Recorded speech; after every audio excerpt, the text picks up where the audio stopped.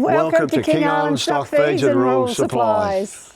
King Island Stockfeeds and Rural Surprise. Surprise almost, I was going to say. Surprise. It is a surprise. It is a surprise because we got Wayne and we got Audrey here, the owners of King Island Stockfeeds and Rural Supplies. Why such a big name, Wayne? Why did it have to be this big? Well, that I don't know. We just started. No, it was just King Island Stockfeeds, and then somebody said, "What about supplies?" It was produce for starters, but that was wrong. But we don't do produce. I think it was supplies. So when did it all start? 1988, around about, just when we started. When we bought this place, where we are now in Arthur Street, 10 Arthur Street. We've got to get that plug in. That's where we are, everybody. And with our little cow sign out the front, which our good manager Sophie made up for us. Looks really good. And since then, we've just slowly progressed on from that. We're just... Now, you already had a bakery at the time. Why even start another business? Yeah, well, it sort of went with the bakery start for freight forwarding. So we do freight forwarding, but King Island Stockfeeds and Rural Supplies and freight forwarding sounds like a bit of a mouthful. So you need a very big business. Yeah, so that's where it started from. So it slowly built from there. Yeah. Yeah. So, But we haven't talked about yet. Why did you start it? Just to offset the freight for the boat, and also to help people, because we were into horses, and Dad and everybody, and we were all horse racing, so just to help with the feed, put the pressure on the opposition's people to get cheap feed in here. And that was part of it, because we had a shed, was nothing in it, so we filled it up.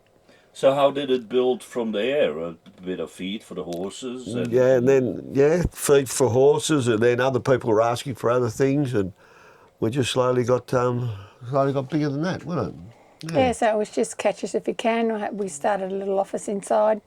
Sean was only a baby. While Wayne was sleeping, I'd come out and serve customers. I'd come to the back door, and I'd just... leave Sean there or Justin, whichever one, and just come out and serve the customers. So we never had a lot. We just had the one shed, and then we got this office from the mine, and then that. First we built that shed in '95. We actually didn't get this office and then from the we mine. Had that little skid from Greg Morris, who was originally from the mine, and we've put that here and filled it up with. More stock and things, but it was just sort of catch us if you can to start with, and then it got a little bit big, so then that's when we had more trading hours, but then it got too much because I was at the bakery a lot and the 4 children. So my brother Jed came back from New South Wales, he was in New South Wales at the time, or Queensland. Him and his wife Bernadette came back, and they helped run the business for 5 years. So how do you make the decision, Wayne, that you have it almost like a sideline first? Yeah, it was a sideline. But then to turn it into official business, if you have family coming back to run it for you. Well, that's when we made the decision to do that then, and then since then we've had various managers. Quite a few people around here have been managed or been in here for a little bit. Yeah, so that's... And then we've slowly gone now, and now we've got Sophie here. She's been here for 5 years, and she's really good, really knows what's going on, and she practically runs the show because we're busy with the bakery. And she's not just a store manager, she's got a degree in biology and ecology, so she knows what she's on about with the environment and so forth. So we're very lucky to have her. Yes. How is a business like this, how do you sort of keep going, as in terms of, you look in today's world with all the online buying and people buy it from away, and is that a battle? That is a battle, but we're pretty well the same as what you can buy online. Where we try to be, a lot of things were actually cheaper than that. So we try to be very competitive. Otherwise, you can't sell anything if you're not competitive. But I guess when you're up against big businesses, you can never win, can you? You can never win. But we've joined a group called AIR, which is a buying group, which helps a lot, because then we can get we get a lot of discounts because of that. Once you've joined a bigger group, which we've been with nearly from the start, and from when they started 20 years ago, and it's been a real independent rural retailers there, so they're good. So when shipping stopped pretty much from Melbourne to King Island, where the government said, oh, you should buy in Tasmania because then we supply it to you. That wouldn't really work for King Island Stockfeeds, would it? No, because we do freighting out of Melbourne because most stuff comes from Melbourne. Now, I've already got to pay the freight to go to Tassie, then to go from Tassie to here, but we haven't got a depot in Tassie where we'd only get a container probably once every 2 months sort of thing. But now we get one every week. Always got freight forwarding. We've got a lot of furniture comes in, a lot of other stuff, a lot of building materials for a lot of the builders around here. When it's not cheap, but our service is there. So when you think of the name King Island Stockfeeds and rural, not surprises as I said earlier, but supplies. So your customers, I guess, then are only farmers? No, everybody, all the little people around here. We get it's across the board. So you sell a lot more than just rural supplies. Yeah, we do. We got boots, shoes, dog stuff, chook houses. Little bit of everything, yeah. Well, let's go and have a look. Show me around. Right now, we got Oliver boots here for sale. Otways, plenty of them, various sizes, all sizes here. We've got cloggies.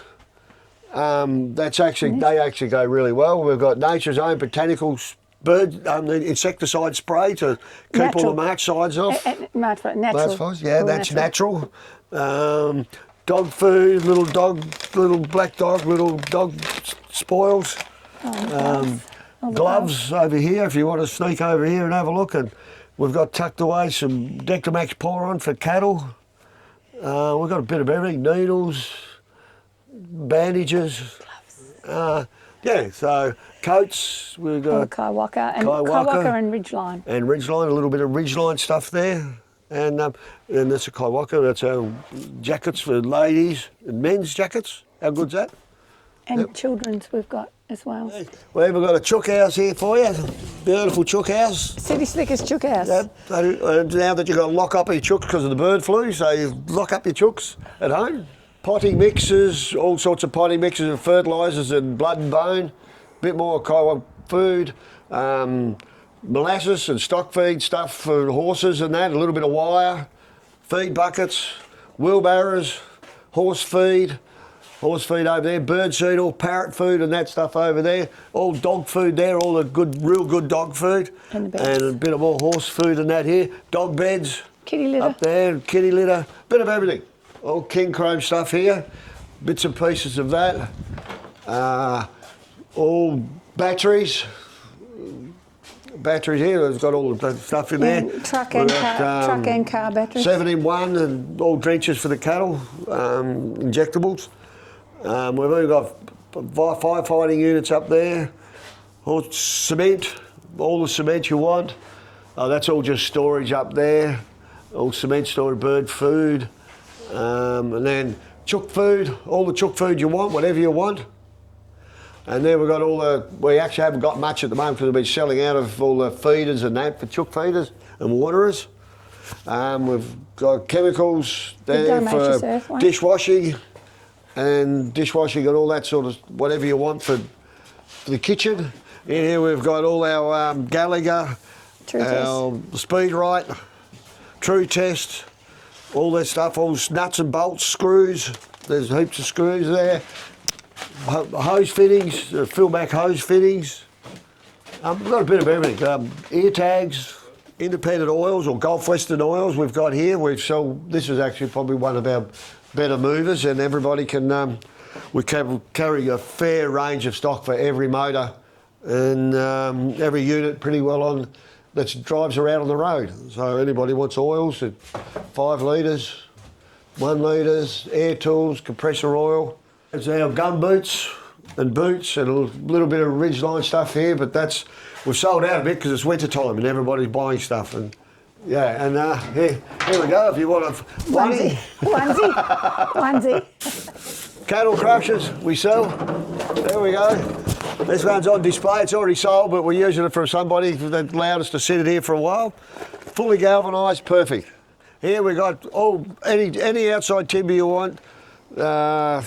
Sleepers, everything, our posts, 4.5 metre timber. Palings, all cheapest on King Island they are, cheapest on King Island, trust me. And pipes over there, we've got a bit of piping and posts, and yeah, it's all good. And the Promin. Oh, and Promin from Ian Debenham. This is minerals. This is a good seller. Like, a few people get this for minerals for water troughs, to put into the water troughs. Yeah.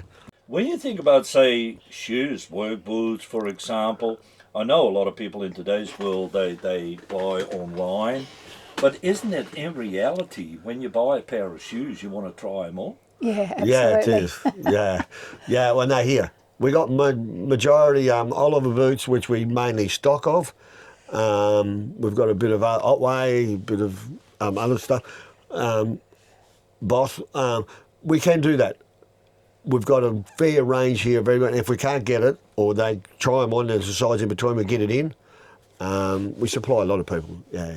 All the workers, a lot of workers buy their boots here. Is it difficult to decide what products do we stock? Is it like some people might ask and then you never sell it again? You don't want to have left with it? We have got that. We've got stuff here. I think every store, no matter where you are, has got stuff that doesn't sell, that you've got in thinking they'll sell and they don't. And then also we used to get stuff in, people would order it, and with the big farming companies, they'd move on with a different manager and we'd be left with the product. But now, if you order it, it goes on your account as soon as it arrives. Yeah. Because we can't afford to do that anymore. They've got to take it whether it's been ordered. So, That's not our problem. So we've learnt our lesson the hard way. It took a while. But well done. Yeah. Now, part of the what you do also is that people can have their bigger goods delivered to a spot in Melbourne, and then you bring containers across. How does that work? Yeah, we've got a depot in Melbourne that we load all in Truganina now. It's shifted a few times because they've had their own problems. But yeah, we get it consolidated there. They charge us, then we get it delivered to the wharf. It goes to Devonport, then back to King Island on our good our little investigator at the moment, which is coming at the minute instead of the John Digan, which is in dry dock. And we don't have it. It's a regular service every week, so we can't argue. Most weeks, yeah. And then it comes here. Our brother Jed brings it up here from the wharf, or Joel, our nephew, and Wayne unloads it by hand with Sophie or myself on the forklift, mostly Sophie. But it's all manhandling for Wayne. That's all right. Sometimes young and fit. I don't like the look of it. Well, young and fit. You guys are not 18 anymore. No, he does a great job. Well, 17 then. I might not be sticking out here like Arnold Schwarzenegger, but there. But then talk about future. Anybody in the family that is happy to take over, or you think one day, no, we're going to sell it? No, that's. I don't know what we're going to do with this. It's probably once we move on, the bakery's getting a bit harder for me. And night times and stuff like that. So that'll go soon, and we'll probably stick this for a while. It's because we can run it without any hassles. This one, this is good business to have, very good business. So if there's anyone out there that really wants it, it's always for sale. The worst part about it, though, Ord won't sell the house. No, it's on our property, so they're happy to rent. We're happy to rent the sheds, and we'll just continue living there. So I'm happy here in my little, end of the street. Yeah, so we're really here just to keep everybody else, all the other businesses on the island, honest, and that's part of it. Yeah, we try to be the cheapest. But with the shipping though, like it would be much better if it was a direct service for Melbourne. So now it goes from Melbourne Sea Road to Devonport, across the other side of the river, then to King Island. So it gets loaded on a Thursday, and if we're lucky it gets here Tuesday, and most of the time Wayne will unload maybe Tuesday afternoon or Wednesday morning, and then Sophie rings everyone ready to come and pick up their freight. We measure it. And but at the moment I think the latest Sophie worked it out, it's $9,100 to turn a container around. That's getting it loaded, shipped over here and returned empty. That is the cost at the moment. So it's a lot of money. It's just out of our hands, the cost, So, and that's not even wear and tear on our containers. So, and we own 4 of them, and they're not cheap. 6 of them altogether, there's drop decks and stuff. So, it's not a cheap thing to freighting on King Island. But it's handy for us with our own little business to run to keep stock coming in. it's very handy because then we can offset with our product that we come in and keep everybody, you know, and it consolidates the prices down for everybody.